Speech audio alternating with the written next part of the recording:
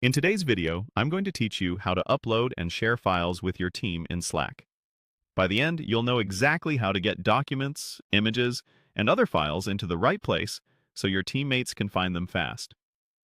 Start by opening Slack on your desktop and going to the conversation where you want to share the file. This can be any channel or a direct message. Picking the right destination helps keep work organized and ensures the right people get notified.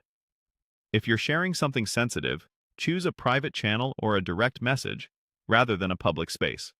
At the bottom of the screen, in the message box, look for the small plus icon just to the left of where you type. Click that plus icon. This opens a menu of options designed to help you attach content to your message. It's the quickest way to attach a file without leaving the conversation. From that menu, choose Upload from your computer.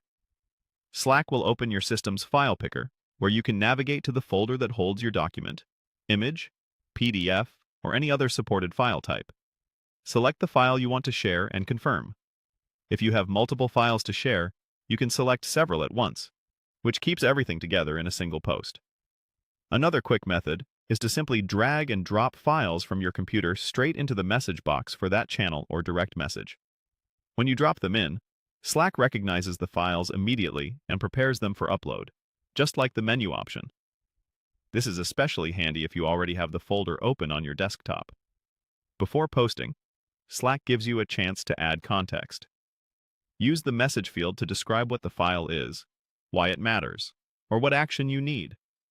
You can mention teammates to make sure the right people see it.